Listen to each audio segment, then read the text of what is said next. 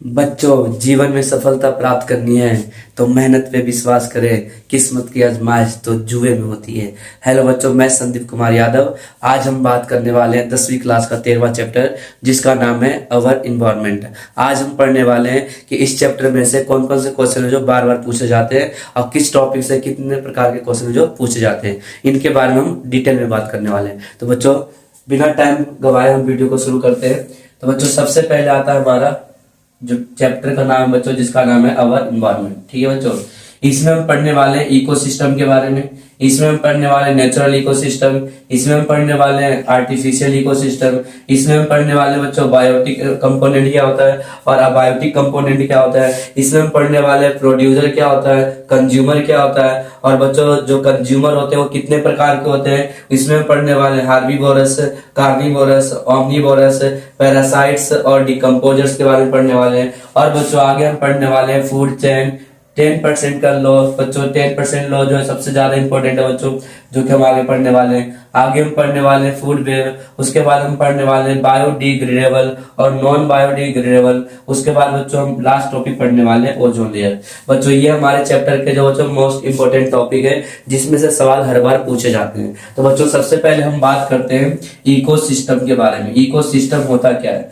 बच्चों? हमारे जितने भी अर्थ पे जितने भी ऑर्गेनिज्म है वो सारे के सारे एक दूसरे से इंटरेक्ट हो रखे हैं, मतलब एक दूसरे से जुड़े हुए हैं। ठीक है, या तो डायरेक्टली जुड़े हुए हैं या तो इनडायरेक्टली जुड़े हुए हैं, सब एक दूसरे से जुड़े हुए हैं। जैसे बच्चों जो हिरन है, हिरन घास खाती है, हिरन को शेर खा जाता है। अगर बच्चों हिरन घास नहीं खाएगी तो बच्चों क्या हिरन जिंदा रह पाएगी? नहीं रह पाएगी। अगर हिरन जिंदा नहीं रह पाएगी तो बच्चों क्या टाइगर जिंदा रह पाएगा? नहीं रह पाएगा। अगर मान ले घास नहीं है तो क्या बच्चों हिरन जिंदा रह पाएगी? नहीं रह पाएगी। तो बच्चों जितने भी ऑर्गेनिज्म है ये सारे के सारे एक दूसरे से इंटरेक्ट है, या तो डायरेक्टली या तो इनडायरेक्टली, और इसी को बच्चों हम कहते हैं इकोसिस्टम। क्या कहते हैं बच्चों? इसको हम इकोसिस्टम कहते हैं। और इकोसिस्टम जो होते हैं बच्चों दो प्रकार के होते हैं। सबसे पहले आता है हमारा नेचुरल इकोसिस्टम। क्या था बच्चों? Natural ecosystem.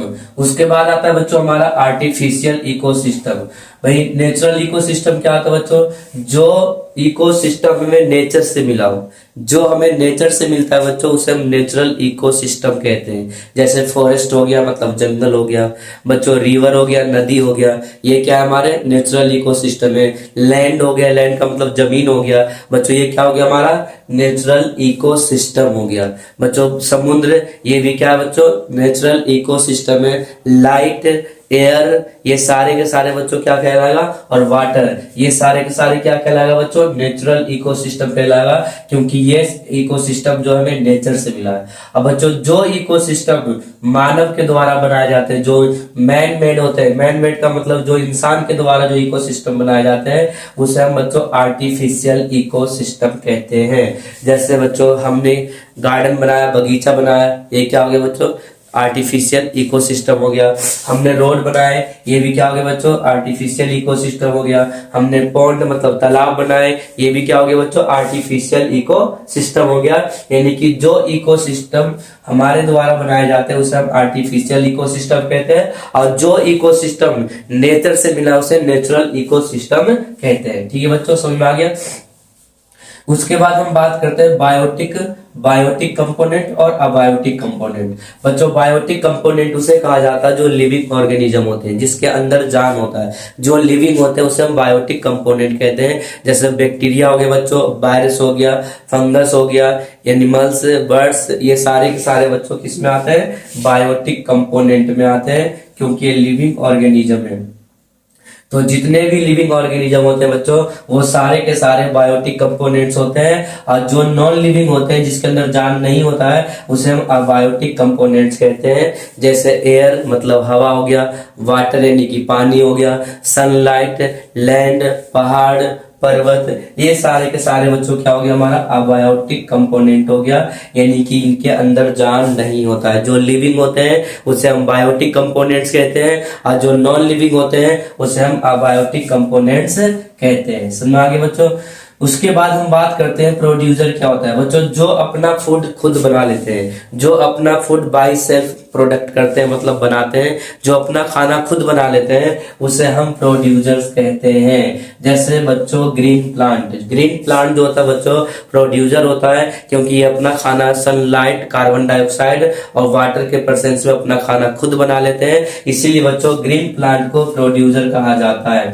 एक होता है बच्चों कंज्यूमर्स उसे कहा जाता है जो अपने फूड के लिए दूसरे पर निर्भर होते हैं। जैसे इंसान हो गया बच्चों, ये अपने भोजन के लिए दूसरे पर निर्भर होते हैं। एनिमल्स, बर्ड्स, बैक्टीरिया, वायरस, ये सारे के सारे ऐसे ऑर्गेनिज्म है जो अपने फूड के लिए दूसरे पर निर्भर होते हैं। और जो ऑर्गेनिज्म अपने भोजन के लिए दूसरे पर निर्भर होते हैं या जो अपना खाना खुद नहीं बनाते हैं, तो ऐसे ऑर्गेनिज्म को कंज्यूमर्स कहा जाता है। क्या कहा जाता है बच्चों?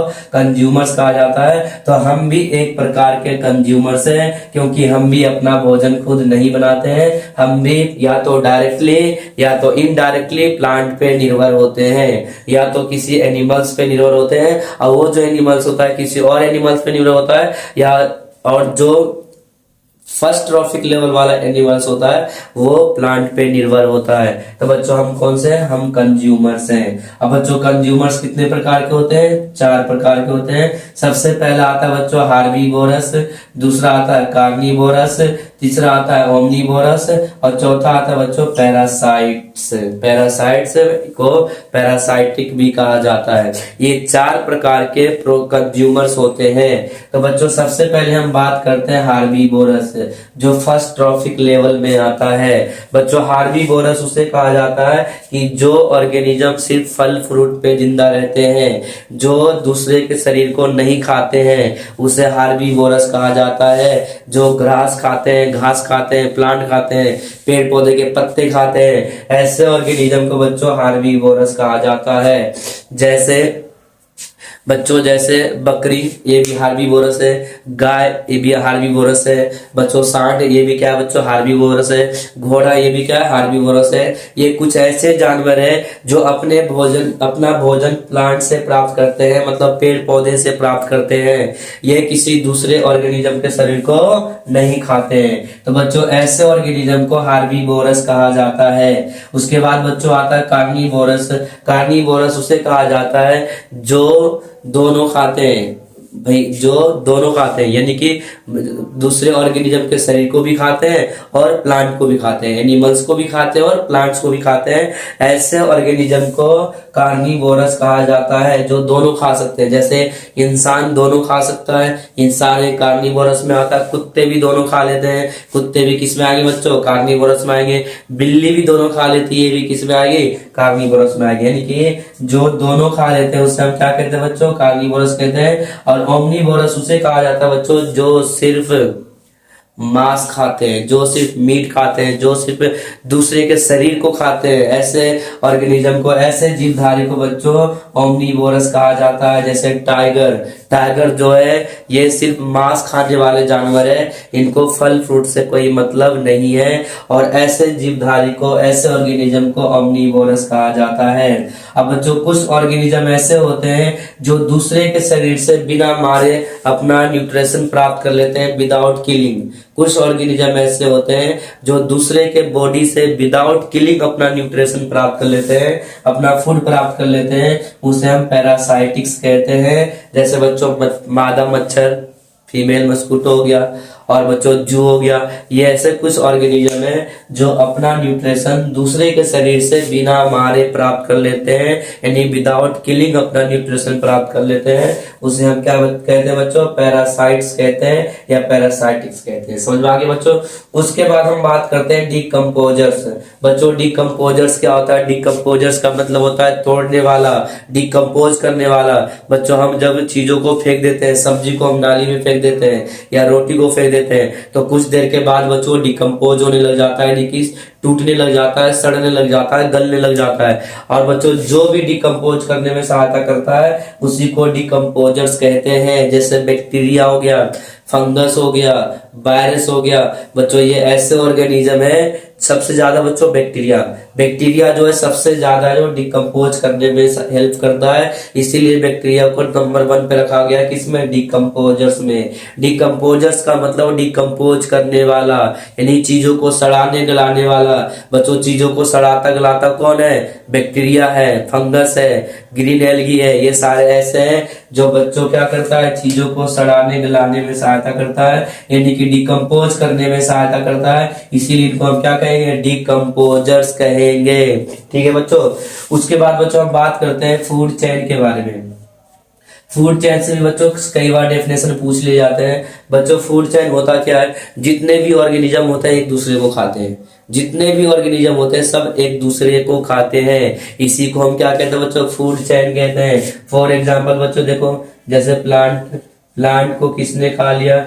DEER ने खा लिया, डियर ने खा लिया। और उसके बाद बच्चों डेयर को किसने खा लिया? लोयन ने खा लिया, शेर ने खा लिया। तो बच्चों ये क्या बन गया? हमारा फूड चेन बन गया।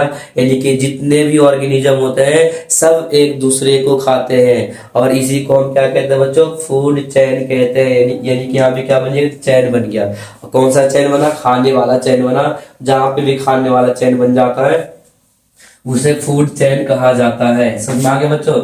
उसके बाद बच्चों इसके साथ ये भी हम पढ़ लेते हैं फूड वेब क्या होता है बच्चों। फूड वेब में क्या होता है बच्चों? नेटवर्क बना होता है। नेटवर्किंग का काम होता है। जैसे चूहे को कुत्ते ने खा लिया, चूहे को बिल्ली ने खा लिया, चूहे को भाई सांप ने खा लिया, तो ये चूहे को इंसान ने खा लिया। तो एक ही ऑर्गेनिज्म को कई सारे ऑर्गेनिज्म खा रहे होते हैं, मतलब एक नेटवर्क बना होता है। सांप को मोर ने खा लिया, मोर को किसी और ने खा लिया। तो बच्चों यहाँ पे क्या बन गया? एक नेटवर्क बन गया, यानी कि एक जाल बन गया। तो ऐसे नेटवर्क को हम बोलते हैं फूड वेब। क्या कहते हैं बच्चों? फूड वेब, जहाँ पे जितने भी ऑर्गेनिज्म होते हैं सब एक दूसरे को खा रहे होते हैं, और ऐसे को हम क्या कहते हैं? फूड वेब कहते हैं। अब बच्चों सबसे ज्यादा इंपॉर्टेंट है हमारा 10% लॉ, 10% का नियम। 10% लॉ पे बच्चों सवाल हर बार पूछा जाता है, और इस बार भी 10% लॉ पे सवाल जरूर पूछा जाएगा। तो बच्चों इस पॉइंट को बिल्कुल सही तरीके से ध्यान देना है। देखो बच्चों ध्यान से, 10% लॉ, 10% का नियम। भाई सबसे पहले बच्चों ध्यान रखना कि प्लांट है जो कितना एनर्जी लेता है। बच्चों ये सन है, मान लिया सन का मतलब सूरज हो गया बच्चों, ठीक है। और मान लिया सन के पास है जो 1000 जूल एनर्जी है। हमारे सन के पास है जो 1000 जूल एनर्जी है, ऐसा हमने मान लिया है। और बच्चों ये हमारा प्लांट हो गया, मतलब पेड़ पौधे हो गए, ठीक है। जितने भी पेड़ पौधे होते हैं वो सन से यानी कि सूरज से सिर्फ 1% एनर्जी लेते हैं। कितने परसेंटेज एनर्जी बच्चों? 1% एनर्जी है जो लेते हैं। जितने भी प्लांट होते हैं, सारे के सारे प्लांट जो होते हैं वो सन से यानी कि सूरज से सिर्फ 1% एनर्जी लेते हैं। अब 1% का मतलब क्या होता है बच्चों? मैं बिल्कुल डिटेल में समझा रहा हूँ, सुनते जाना है। जैसे मान लिया 100 जूल एनर्जी जो सन के पास है, तो बच्चों 100 जूल का 1% कितना होगा? 1 हो जाएगा। अगर 100 जूल का 2% कहेगा बच्चों तो 2 हो जाएगा। अगर मैं तुमसे कहूं बच्चों की 200 जूल एनर्जी, तो 200 जूल का 1% कितना हो जाएगा बच्चों? 2 जूल हो जाएगा। 300 जूल का 1% कितना हो जाएगा? 3 जूल हो जाएगा। तो 1000 जूल का 1% कितना हो जाएगा बच्चों? 10 जूल हो जाएगा। कितना हो जाएगा? 10 जूल हो जाएगा। अगर बच्चों 10,000 जूल की बात करें तो कितना हो जाएगा बच्चों? 1% 100 जूल हो जाएगा। यानी कि जो जितने भी प्लांट होते हैं, जितने भी पेड़ पौधे होते हैं, ये सारे के सारे सन से सिर्फ 1% एनर्जी लेते हैं। कितने परसेंट? 1% एनर्जी लेते हैं। और बच्चों यही पॉइंट है जो एमसीक्यू में पूछा जाता है। 10वीं क्लास के पेपर में यही पॉइंट है जो सबसे ज्यादा पूछा जाता है, कि जितने भी प्लांट होते हैं वो सबके सब ग्रीन प्लांट, जितने भी प्लांट होते हैं वो सन से कितने परसेंट एनर्जी लेते हैं? तो बच्चों क्या बताना है? 1% एनर्जी है जो लेते हैं, ठीक है बच्चों। उसके बाद जितने भी ट्रॉफिक लेवल आते हैं, जैसे बच्चों भाई प्लांट को किसने खा लिया? डियर ने खा लिया, ठीक है। और डियर को किसने खा लिया बच्चों? लोयन ने खा लिया। अब देखो ध्यान से, ट्रॉफिक लेवल हो गया, फर्स्ट ट्रॉफिक लेवल और सेकंड ट्रॉफिक लेवल, ठीक है। प्राइमरी और सेकेंडरी भी कहते हैं बच्चों। तो यहाँ से जो भी ऑर्गेनिज्म एक दूसरे को खाएंगे तो बच्चों 10% एनर्जी जो ट्रांसफर होना शुरू हो जाएगा। कितने परसेंट एनर्जी बच्चों? 10% एनर्जी। अब जैसे मान लिया प्लांट के पास 100 जूल एनर्जी है बच्चों, 100 जूल का 10%, 10% कितना होगा? 10 जूल हो जाएगा। 200 जूल का 10% कितना हो जाएगा? 20 हो जाएगा। 300 का कितना हो जाएगा? 30 हो जाएगा। 400 को कितना हो जाएगा, 40 हो जाएगा। अगर बच्चों मैं यहाँ पे 1000 जूल एनर्जी की बात करूं, ठीक है, अगर मान लिया प्लांट के पास 1000 जूल एनर्जी है, तो बच्चों हिरन के पास कितना हो जाएगा, 100 जूल एनर्जी बचेगा। यानी कि प्लांट जो है, जितने भी प्लांट के पास एनर्जी है उसका 10% एनर्जी है जो हिरन के पास चला जाएगा। किसके पास जाएगा बच्चों, हिरन के पास जो ट्रांसफर हो जाएगा, ठीक है। 10% एनर्जी, अगर हिरन को शेर ने खाया तो बच्चों शेर के पास भी कितने एनर्जी ट्रांसफर होगा, 10%, मतलब 10 जूल एनर्जी। बच्चों करना क्या, एक एक जीरो कम करते चलने जाना है, ध्यान रखना, ठीक है। अगर यहाँ पे 2000 होता तो 200 हो जाता, फिर 20 हो जाता। अगर शेर को कोई खा रहा है तो 1 हो जाता, उसको भी कोई खा रहा है तो 0.1 हो जाता। समझ में आ गया, यानी कि एक एक जीरो जो हटाते जाना है। तो बच्चों जितने भी ट्रॉफिक लेवल होते हैं और जब वो एक दूसरे को खा रहे होते हैं तो बच्चों 10% एनर्जी जो ट्रांसफर होता है, कितने परसेंट एनर्जी, 10% एनर्जी जो ट्रांसफर हो जाता है। अब बाकी 90% एनर्जी जो होता है बच्चों, वो ऑर्गेनिज्म अपने शरीर को ग्रोथ करने में, डेवलपमेंट करने में या तो रिप्रोडक्शन में जो एनर्जी को खर्च कर लेते हैं, और बाकी 10% एनर्जी है जो उनको मिल जाता है जो इन्हें खा रहे होते हैं। समझ में आ गया बच्चों, और इसी नियम को 10% का लॉ कहा जाता है। और बच्चों पेपर में सवाल जो इससे रिलेटेड हर बार पूछा जाता है, इसको बिल्कुल सही तरीके से दिमाग में रख लेना है। पहला पॉइंट ये रखना है कि जो पेड़ पौधे होते हैं, जो प्लांट होते हैं, सूरज से कितने परसेंट एनर्जी लेते हैं, तो बच्चों बताना 1% एनर्जी लेते हैं। और इसमें सवाल इस तरीके से पूछ लिया जाता है कि मान लिया प्लांट के पास 3000 जूल एनर्जी है, तो बताओ शेर के पास, लोयन के पास, कुछ और भी ट्रॉफिक लेवल बढ़ा सकता है, ठीक है, उनके पास कितनी एनर्जी होगी। तो बच्चों क्या बताना है, एक जीरो यहाँ पे कम कर देना है और एक जीरो बच्चों यहाँ पे कम कर देना है। तो लोयन के पास, शेर के पास कितनी जूल एनर्जी हो जाएगी, 30 जूल एनर्जी। समझ में आ गया बच्चों। तो इस तरीके से बच्चों जो 10% लो है सबसे ज्यादा इंपॉर्टेंट है, इसको बच्चों सही तरीके से समझ कर जाना है। मैं इसमें वही टॉपिक लिख रखा है बच्चों मैंने, जो पेपर में बार बार पूछे जाते हैं, जिनसे सवाल पूछे जाते हैं, इसलिए बच्चों इन सवालों को बिल्कुल सही तरीके से समझ कर जाना है। उसके बाद बच्चों हम बात करते हैं बायोडिग्रेडेबल और बात करते हैं नॉन बायोडिग्रेडेबल। बायोडिग्रेडेबल क्या होता है बच्चों, जो चीजें डिग्रेड हो जाती है, मतलब जो डिकम्पोज हो जाए, जो सड़ जाए, गल जाए, ऐसे को हम क्या कहते हैं बच्चों, बायोडिग्रेडेबल कहते हैं। यानी कि जो चीजें सड़ जाती है, जो डिकम्पोज हो जाता है, उसे हम क्या कहते हैं, बायोडिग्रेडेबल कहते हैं। जैसे मान लिया जितने भी ऑर्गेनिज्म के शरीर होते हैं वो बायोडिग्रेड हो जाता है, मतलब सड़ गल जाते हैं। जैसे अगर मान लिया किसी जानवर के शरीर को हमने, मरे हुए जानवर के शरीर को फेंक दिया, कुछ दिनों के बाद जो डिकम्पोज होना शुरू हो जाता है और धीरे धीरे मिट्टी में मिल जाता है, यानी बायोडिग्रेड हो गया।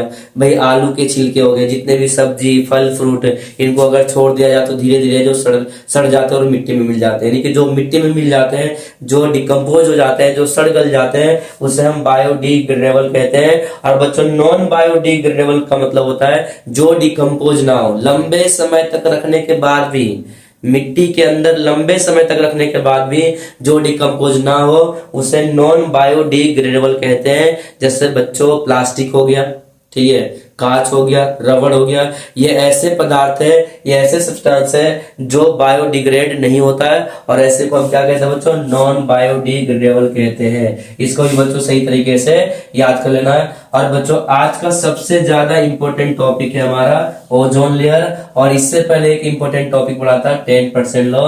10% लॉ पे बच्चों सवाल हर बार पूछा जाता है, और ओजोन लेयर पे भी सवाल हर बार पूछे जाते हैं। तो बच्चों ओजोन लेयर के बारे में भी हम समझते हैं। ओजोन लेयर क्या होता है, ओजोन लेयर में कौन कौन से सवाल पूछे जाते हैं, अब किस तरीके के क्वेश्चन है जो ओजोन लेयर से आता है बच्चों, इसके बारे में हम डिटेल में पढ़ने वाले हैं। इसलिए बच्चों बिल्कुल सही तरीके से समझना है। अगर बच्चों आज समझ लिया तो कभी और समझने की जरूरत नहीं पड़ेगी, ध्यान रखना, ठीक है बच्चों। हम बात करते हैं ओजोन लेयर।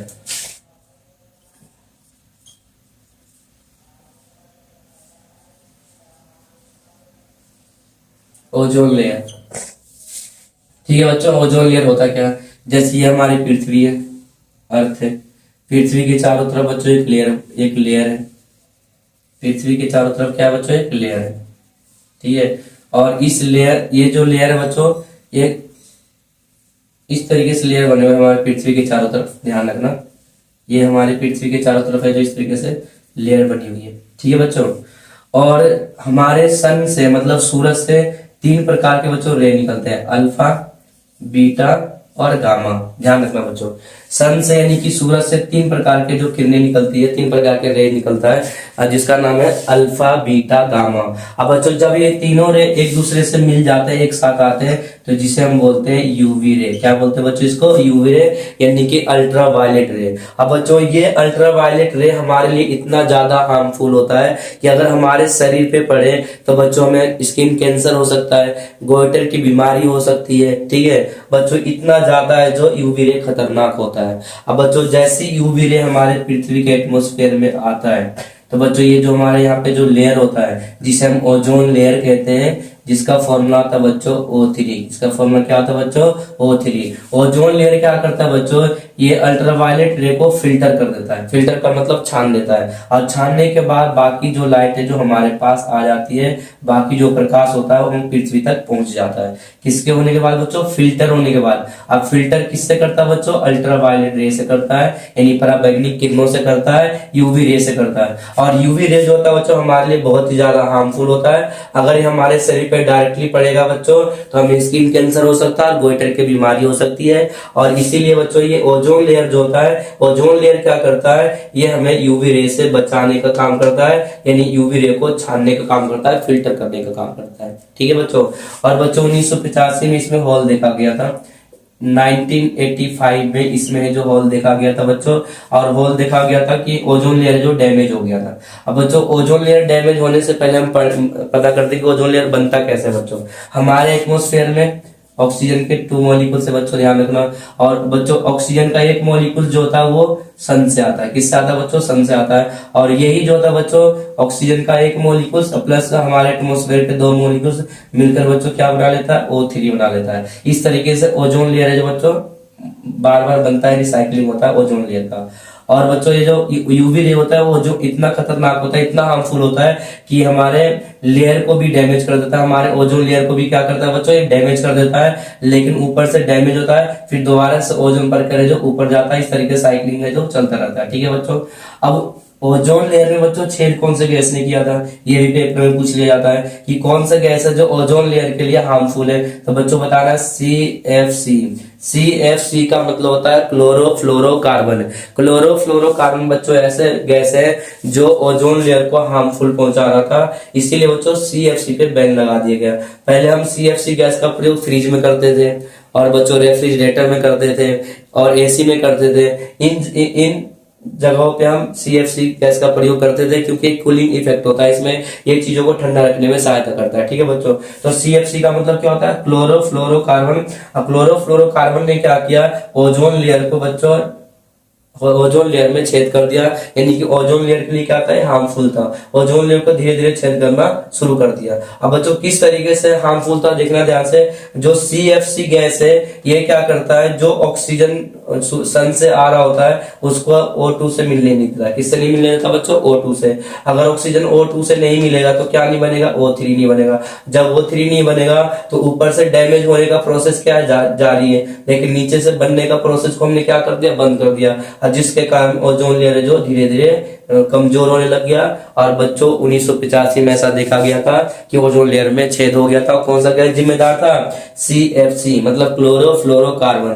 क्लोरोफ्लोरोकार्बन। और एक और गैस है बच्चों कार्बन डाइऑक्साइड। पेपर में देखो सवाल क्या पूछा जाएगा, पहला सवाल ये पूछा जाएगा कि हमारे एटमॉस्फेयर के ऊपर एक लेयर है जो यूवी रे से हमें बचाता है, बताओ उस लेयर का नाम बताओ। तो क्या बताना बच्चों? Ozone layer. अब बच्चों इसका फॉर्मूला क्या होता है? O3 होता है। एक सवाल ये भी पूछ सकता है कि यूवी रे से कौन कौन सी बीमारियां होती है, तो बच्चों क्या बताना? एक तो स्किन कैंसर होता है और दूसरा गोइटर की बीमारी होती है। तो इस तरीके के सवाल है बच्चों, इसमें से पूछ लिए जाते हैं, ओजोन लेयर में से पूछ लिए जाते हैं। इन सवालों को बच्चों सही तरीके से याद कर लेना है। और बच्चों एक बार कमेंट करके जरूर बताना कि ये वीडियो आपको कैसी लगी। ठीक है। और जब तक के लिए बच्चों नमस्कार, खुश रहें, धन्यवाद।